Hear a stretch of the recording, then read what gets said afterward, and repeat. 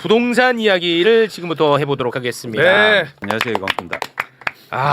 부동산 지금 어떻게 좀 잘 가고 있습니까? 어떻습니까? 이 무조건 성공해야 됩니다. 그렇죠. 일단 가장 중요한 건 어쨌든 대통령이 깃발을 들었으니까 네. 가장 시급한 건 시장의 변화가 네. 좀 붙어야 동력이 생기는 거 아닙니까? 그렇습니다. 그러니까 사실은 왜 이게 중요하냐면 뭐 교수님도 계시지만 지금 이재명 대통령은 아주 작은 변화를 먼저 일으키고 싶어하는 것 같아요. 그러면서 계약을 쌓아나간다. 그러려면 조그만 변화를 일으켰는데 시장이 실제적으로 거기에 상응한 변화가 일어나야죠. 네. 그래야 동력이 생기는 거죠. 그런 측면에서 지금 제가 시장의 변화를 굉장히 유심하게 보고 있는데 네. 실제로 일어나고 있어요. 그래서 그래서 일단 가장 큰 변화는 일단 강남을 중심으로 해서 이건 송파구의 아파트 매도 물량인데요. 단기간 내 매도 물량이 1,000건 정도 증가했습니다. 굉장히 빠른 속도로 증가하고 있죠. 야, 이거는 있네. 1,000건. 네, 그렇죠. 이건 무슨 얘기냐면 다주택자 중도세, 중과세, 양도세 중과가 유예를 해줬는데 이제 안 되지 않습니까? 안 돼. 그러면 이제 어떻게 생각하냐면 다주택자들이 시장에서 이런 판단이 많았단 말이죠. 두 채를 갖고 있다고 생각해 볼게요. 한 채는 강남에 갖고 있어요. 네. 한 차는 예를 들어서 수도권에 경기도에 갖고 있어요. 그러면 이제는 다주택자는 중과 받잖아요. 그럼 뭘 먼저 팔겠습니까? 한 채만 아니네. 팔면 한 채는 갖고 있을 수 있잖아. 그러네. 그렇지. 그럼 싼 거부터 팔지. 그렇지. 그러면 이제 난 1주택자니까 이제 그건 양도세 중과 안 받는다는 거야. 그러네. 그래서 시장에서 무슨 얘기냐면 경기도 다 팔 거야 이렇게 얘기했어. 그러네. 그런데 강남을 먼저 팔고 있어요. 그건 왜 그래? 그 이유에 대해서 생각해 보는 거예요. 올랐기 때문에 많이. 그것도 중요하지만 두 번째 향후로 집값이 떨어진다고 생각. 떨어진다고 생각했어.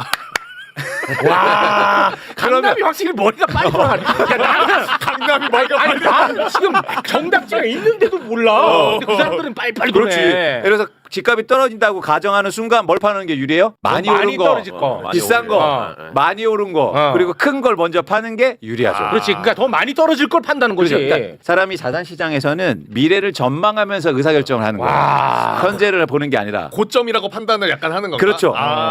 이건 굉장히 중요한 변화입니다. 중요한 포인트구만. 원래는 경기도의 매물이 훨씬 더 많이 증가했어야 돼요. 그러네. 그게 합리적 의사결정이라고. 그래, 맞네. 그리고 집값이 오른다고 생각하면. 그런데 강남을 먼저 팔겠어요. 와, 이거는 굉장히 중요한 시그널이구만. 강남 3구에 지금 합쳐서 거의 3,000건이 증가하고 있어요. 굉장히 빠른 속도예요. 와. 네. 참 빠르긴 빠르다 그 사람들 참. 이제 빠르죠. 맞죠. 그러니까 확실히 다르네. 맨날 돈이잖아요. 돈이네. 네. 돈에 걸리면 의사결정이 엄청나게 빨라요. 확실히 빠르네. 그러니까 이 얘기는 뭐냐면 이거 힘들겠는데 이렇게 생각하는 거예요. 그러네. 그래서 지금 중요한 변화가 시작됐다. 이거는 굉장히 긍정적인 변화다. 그래서 이재명 대통령이 힘을 일단 실어주는 거죠. 시장의 좋습니다. 변화가. 그러면 다음 단계 이제 개혁이 이루어질 수 있는 거죠. 변화가.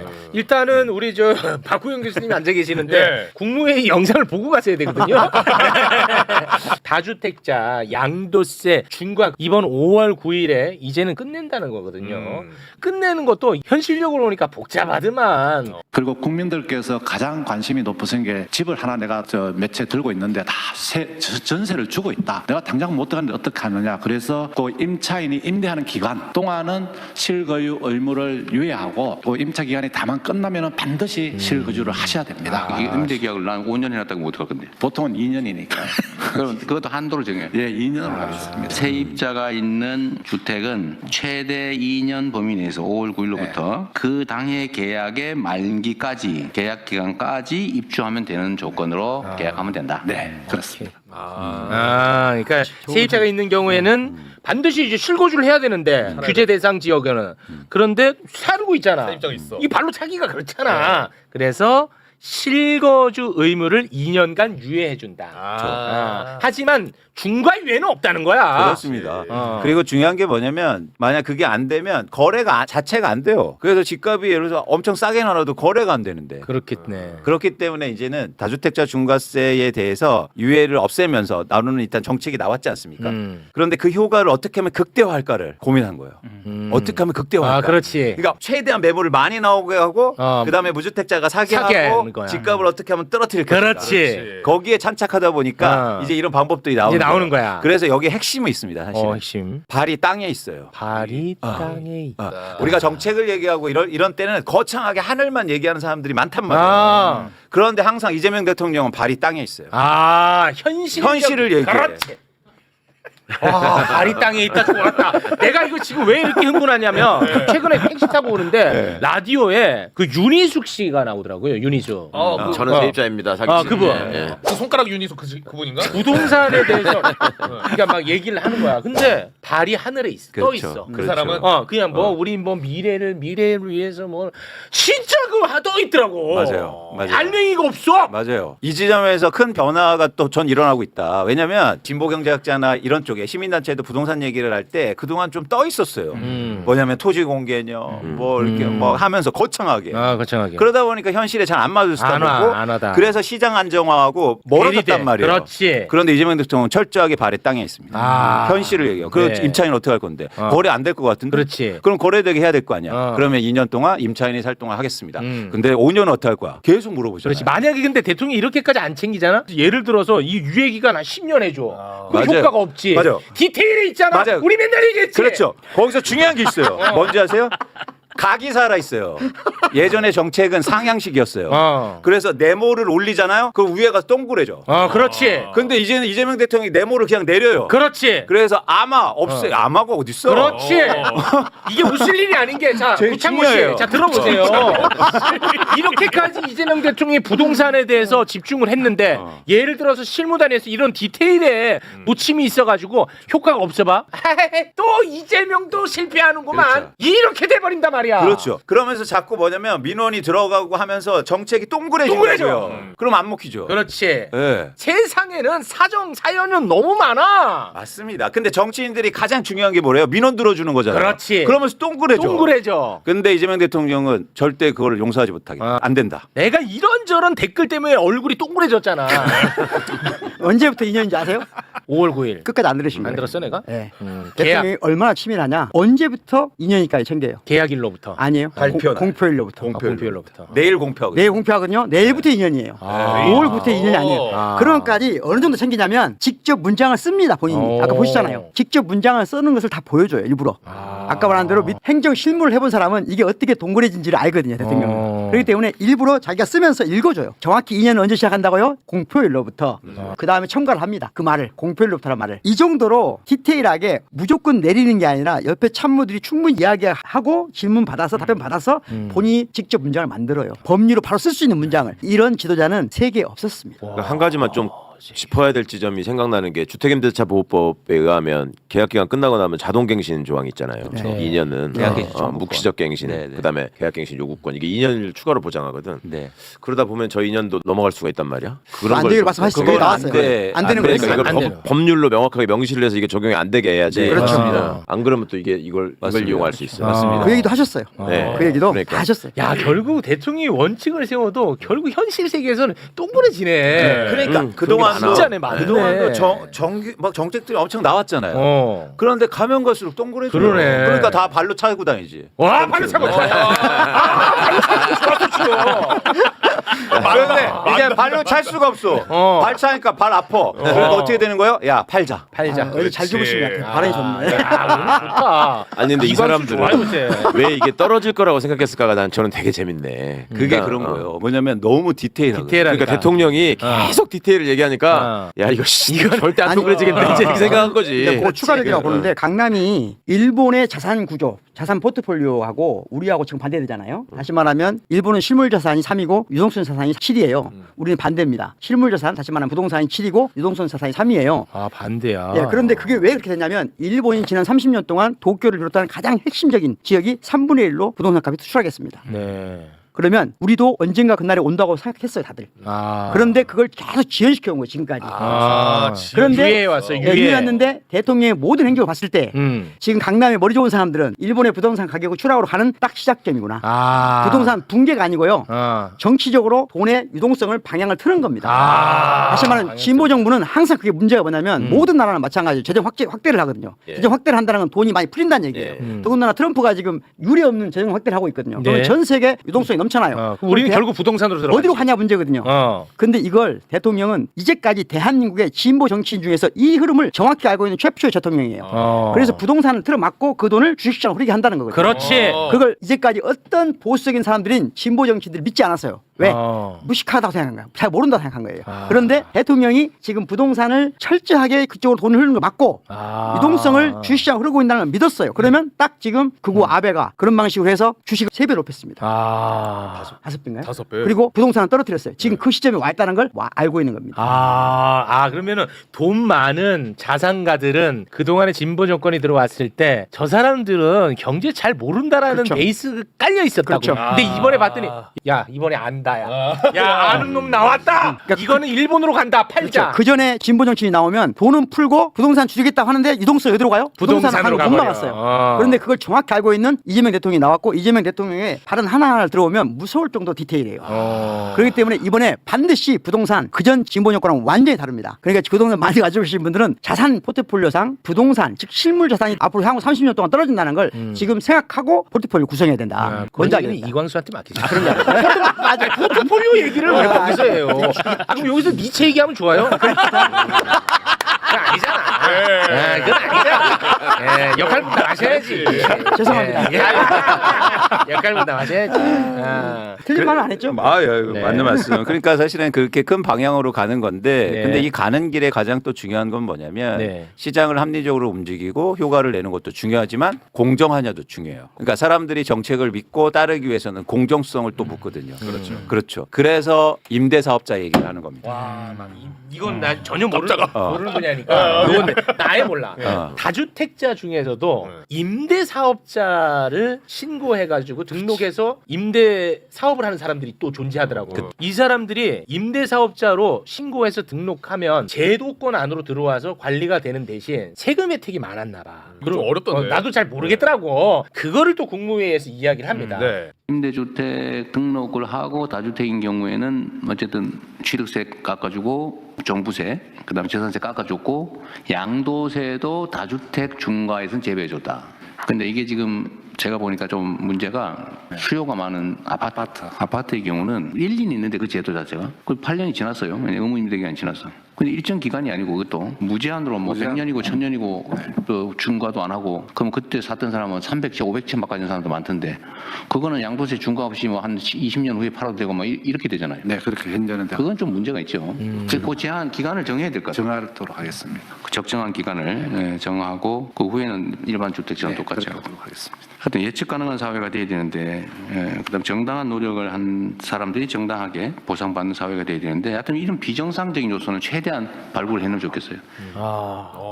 근데 제가 이걸 보면서 이재명 대통령이 챙기기 전에 관계부처에서 이거를 고민을 안 했다는 게 좀 나는 저 정책을 다 수행한 사람들이잖아요 예전에. 이게 되게 중요한데, 네. 그러니까 정책을 만든 사람들이 다 있단 말이죠. 저 안에. 그렇기 때문에 그 정책에 대해서 얘기하는 거에 대해서 이래서 터부시하는 거예요. 그런 게 있고. 그러니까 그런 거 벽을 깨는 건데 깨야 돼. 그 벽을 깨는 사람이 사실은 유일하게 대통령밖에 없다는 거죠 지금. 그거 좀 나는 좀 아쉽더라고. 네, 그렇죠. 근데 여기서 이제 꼭 말씀드리고 싶은 건 정책이 시장에 실제적으로 자산 시장에 영향을 미치기 위해서는 공정해야 돼야 되거든요. 그렇죠, 공정해야죠. 근데 똑같은 다주택자인데 누구는 쉽게 말해서 등록해서 부지런해서 그리고 좀 나쁘게 말하면 약사 빨라서 강남에 아파트를 가고 있는데 임대사업자 등록해서 세금 다 면제받고 있어요. 네. 근데 다주택자는 나 그냥 어영부영하다 안 했단 말이죠. 근데 누군가는 세금 엄청 나고 저 사람은 뭐야? 이러다 보니까 시장이 불공정하게 그렇긴 하네. 엄청 컸다는 거예요. 그러네요. 그러면 어떤 인식이 퍼지냐면 네. 야 정책은 따르지 않는 게 좋은 거야. 따르면 나쁘잖아. 이러면서 불공정하다. 그냥 네. 버텨, 기다려.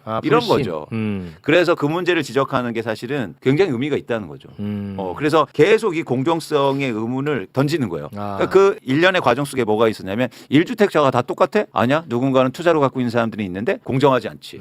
예를 들어서 이런 거죠. 그리고 아파트를 두 채 갖고 있는 사람들은 합쳐서 20억이에요. 근데 누군가는 한 채로 갖고 있는데 100억 원이에요. 근데 한 채로 갖고 있는 사람은 거기서 시세 차익을 80억 원 내도 양도세를 적게 내요. 1주택자니까. 그래서 똘똘한 집안채 거기서 나왔구나. 그런데 뭐가 공정하냐는 거예요. 그렇지. 이거를 끊임없이 지금 물어보는 겁니다. 근데 아까 최욱 씨 질문이 굉장히 저는 중요한 게 대통령이 이런 말씀 하시고 생각하시기 전에 네. 왜 맨날 그 일을 하는 공무원들한테서는 이 얘기가 안 나오냐. 네. 그 되게 중요한 얘기라고 저는 들렸어요. 이게 왜 그러냐면 네. 바라보는 시선이 달라서 그렇다고 저는 느끼거든요. 네. 그러니까 우리가 지금 이재명 정부가 중요한 이유가 내란이라는 상황을 극복하고 뭔가 새로운 체제를 만들어가는 과정에 있기 때문에 더 중요하다고 느끼잖아요. 대통령은 계속 끊임없이 국가의 주인인 국민들이 공직자들에게 원하는 것이 무엇인가, 그리고 정부와 국가는 국민의 편익을 증진하기 위해서 뭘 해야 되는가를 계속 고민해. 이 말씀하는 걸 보면 아까 계속 그러잖아요. 정당한 대가가 주어져야 된다. 네. 그리고 한 번씩 그 말씀하시는 국가가 왜 국민한테 이렇게 잔인하냐.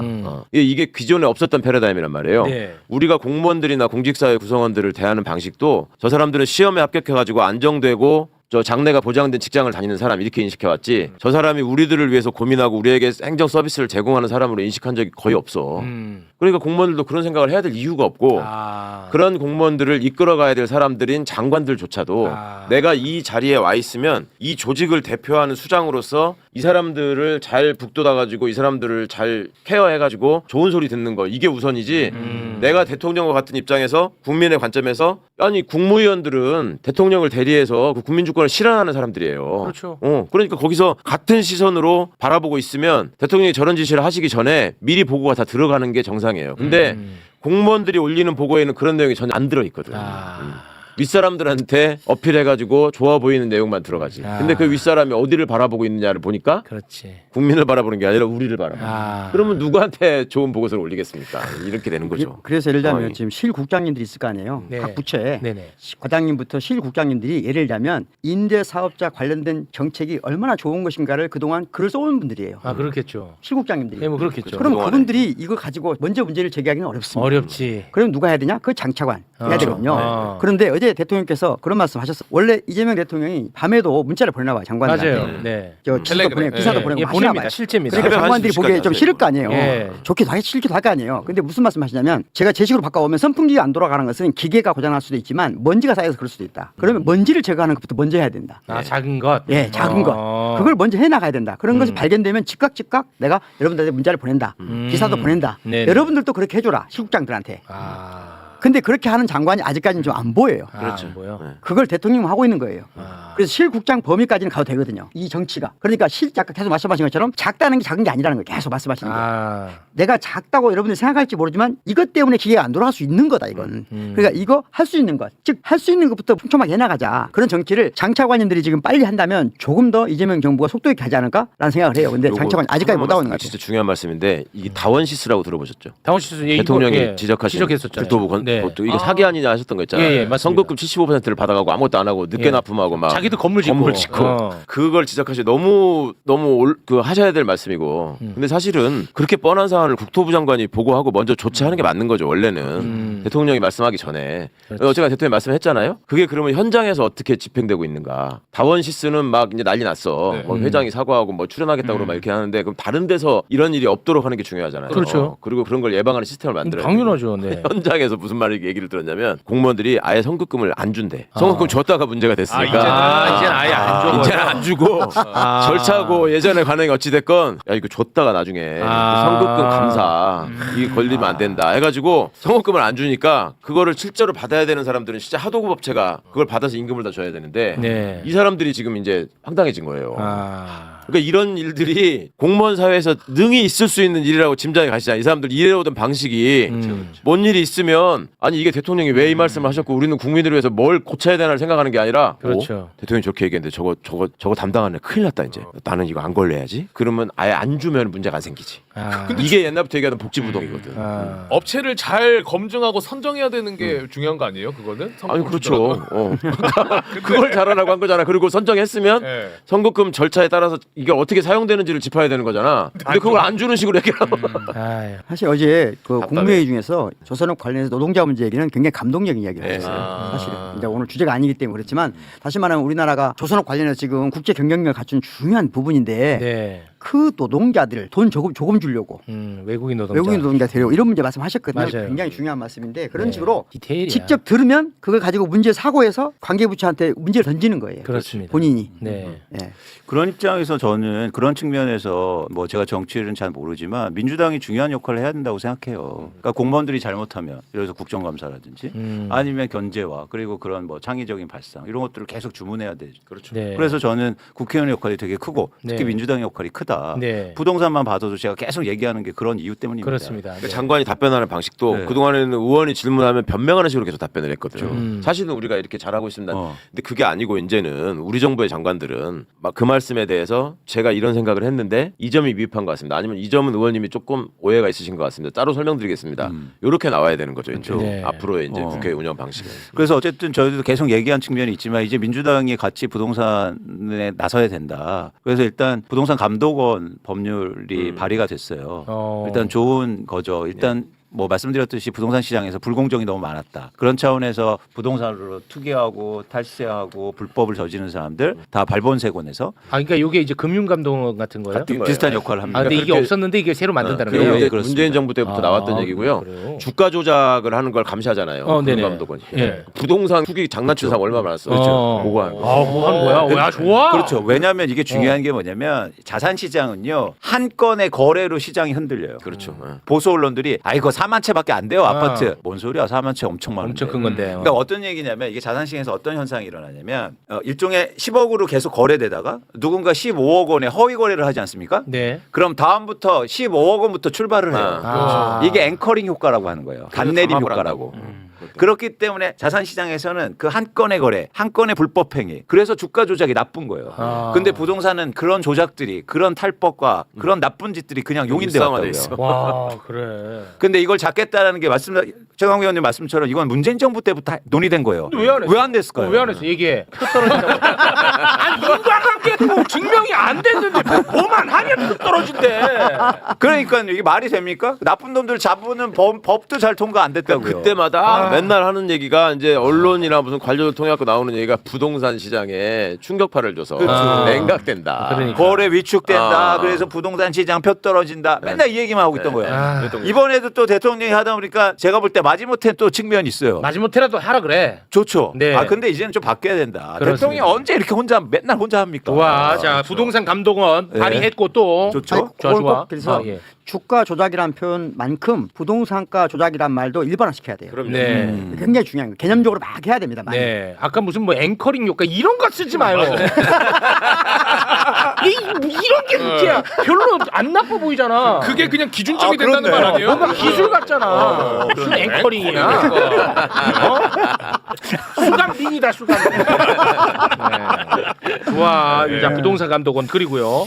여러 가지가 개혁이 이제 본격적으로 이루어져야 되는데 네. 제가 이제 제안드리고 싶은 건 뭐냐면 좀 부동산 정상화 위원회 같은 게 만들어져야 된다. 부동산. 정상화. 그러니까 이런 거죠. 저도 이제 몇 번 말씀드렸지만 그래서 대통령이 코스피 갑시다 했더니 민주당에서 막 으쌰으쌰하면서 코스피 5천 위원. 네 맞아요. 아, 뭐 5천이요. 열심히 했지 않습니까? 있어. 상법 1차 개정, 2차 맞아요. 개정, 막 3차 개정 열심히 하지 않습니까? 네. 근데 부동산이 이렇게 깃발을 딱 올렸는데 왜 열심히 안 하는 거예요? 아. 왜 안 하는 거예요? 굉장히 좋은 주제예요. 아무것도 안 해요. 아니 그러면 좋은 것만 하겠다는 거잖아요. 주가 오르니까 다 자기가 했대. 코스피 5천 포스팅 열러 올리고 계좌 막 올리고. 아니 좋아요, 잘했어요. 근데 왜 부동산은 조용해요? 아 이거는 좀 아유 그러네. 할게. 아주 중요한 주제예요. 난리를 치네. 그래야 힘을 받을 거 아닙니까? 그렇죠. 대통령이 언제서 이렇게 혼자 해요. 아, 그래서 좋아. 이제 민주당이 나설 때다. 아 좋습니다. 그런데 지금 현 실태는 어떠냐? 뭐야, 지난해 물론 조사한 거긴 하지만 국토위원회 민주당 위원들만 조사를 했어요. 네. 보유세에 대해서 어떻게 생각하세요? 물어봤어. 찬성이 0명입니다. 0명. 허허. 잠깐만. 영명 확실해요? 누가 영명이요. 조사했는데? 뉴스토마토. 전용기 의원은 매부쇼 나왔던 분인데 이건 아니고 이거 유명한 분들 많네. 아니 왜 또 이거는 싫어해? 이 표 떨어지니까 이건 맞잖아. 민주당 정치를 하신 분들의 그 주요 자산 구조를 보면 압니다. 본인들이 자산 포트폴리오가 지나치게 부동산 위주로 돼 있어요. 아, 근데 교수님 그것도 근데 있지만 거기에서도 좀 그건 문제의식이 아니야. 있어요. 전용기는 돈 없어. 전용기는 지역구가 동탄이잖아요. 동탄. 그렇죠. 자 보세요. 근데 아, 이 자산이 네. 있다고 해도 아 오케이. 그거에 상관없이 보유세를 하면 칭찬받아야죠. 그렇죠. 박수 받아야죠. 강남에 아파트 고가 아파트가 그러면 있어도 더 예를 들어서 박수 받지. 막 양도세 올리고 이러면 박수 어, 쳐줘야 돼요. 자기 돈 내겠다는 그 거지. 자체를 뭐라고 하면 안 된다. 그렇죠, 당연히. 그런데 그 부분에서 이렇게 하면 문제가 될 수 있다는 건데 어쨌든 왜 이 얘기를 하냐면 대통령이 분명히 얘기했어요. 이런 겁니다. 자 양도세 중과 때문에 다주택자가 예를 들어서 집을 팔 수도 있다. 근데 5월 지나면 안 팔 건데 매물 잠길 건데 그러니까 대통령이 명확하게 이렇게 했어요. 집이 갖고 있는 게 더 부담될 수도 있는데 명확히 그렇게 얘기했잖아요. 명확합니다. 그 얘기는 보유세를 얘기하는 겁니다. 네. 그러면 이제 보유세 논의를 해야죠. 이런 판에서 보유세 논의가 될까요? 아 이건 쉽지 않아. 정치인도 여론 형성돼야 이제 그렇습니다. 그래서 이제 나오니까. 지지율이 올라가기 시작하잖아요. 아, 부동산의 지지율. 올라가잖아 부동산. 번. 그래서 이제는 보유세에 대한 지지율도 올라가면 이제 따라하겠죠. 그때 하지. 그 대신 그때가 오면 더 열심히 하시라. 그렇지. 더 열심히. 마치 보유세는 지방선거 이후의 이야기예요. 저 봐. 이거 제일 싫어했는데. 야. 아니 교수님 그러면 그 인간한테 그러면 또 총선 얘기한다고요. 총선. 케미를 만들어줘야죠. 그러니까 이게 현실적으로요 부동산 문제가 굉장히 중요한 문제고 여기에 대해서 소극적인 정책 입장을 취하는 사람은 다음 선거가 불리하다라는 인식을 심어줘야 돼요. 아까 오히려, 이제 왜 오히려. 당내에 그게 없냐고 하셨는데 제가 말씀을 드릴까 말까 했는데 현실적으로 보면요 네. 지역구 의원들에게 가장 많은 후원을 하는 사람들이 부동산 부자가 대부분이에요. 그래요. 그러니까 그 사람들 얘기를 많이 듣는 거예요. 그다음에 또 하나 선거에 나가는 사람들은 자기 표가 조직화돼 있는 표가 훨씬 좋잖아요. 그렇겠죠. 한 사람 한 사람 붙잡고 설명하는 네. 것보다 한 사람만 뭐 하면 당연하죠. 100명 따라오는 게 좋잖아. 당연하죠. 수도권 지역구에서 가장 활성화되어 있는 카페, 커뮤니티 뭐 이런 게 있잖아요. 그게 부동산이야? 온라인 다 100% 부동산. 특히 민주당의 지지 기반이 아파트 단지에 많단 말이에요. 거기는 제일 활성화된 게 부동산 카페. 두 번째가 맘카페. 아. 근데 맘카페에서 가장 많이 논의되는 얘기는 그것도 또 뭐냐? 역시 부동산. 이게 현실이라고 이거. 그러니까 그래서 제가 그러니까 저는 뭐 그런 부분이 아니라 충분히 유연성을 발휘할 수 있다는 거예요. 그래서 제가 50억 증세를 얘기하는 겁니다. 그렇습니다. 50억 몇 프로예요? 1%밖에 안 돼요. 1%도 안 돼요. 50억에 한해서 보유세를 걷는 게 어떻겠냐는 의견을 내고 있는 거예요. 앞으로 치열하게 논의하죠. 선거 끝나고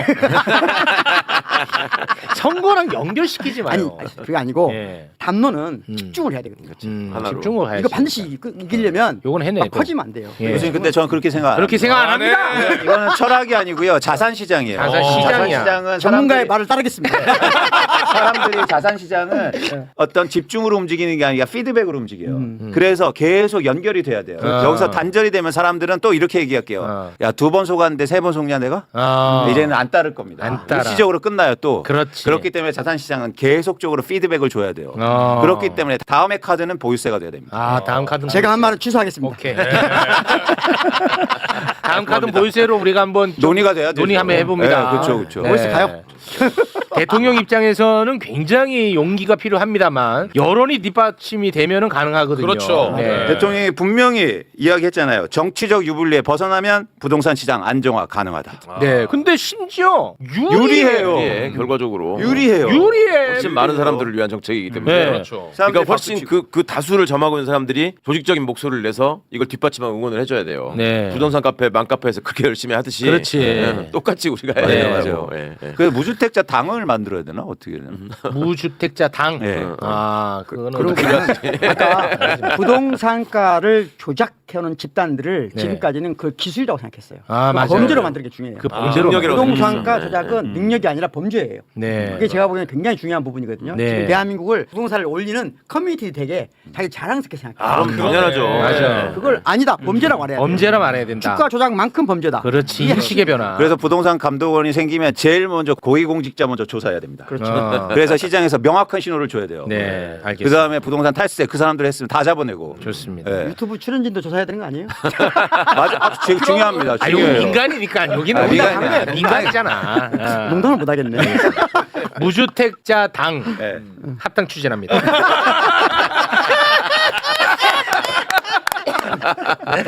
그렇게 무책임하게 말이야. 그냥 던지면 돼. 절차를 밟아서. 이거였습니다. 네. 자, 그러면 오늘 네 분과 여기서 인사 나누겠습니다. 귀한 시간 내주신 네 분 진심을 다해 고맙습니다. 고맙습니다.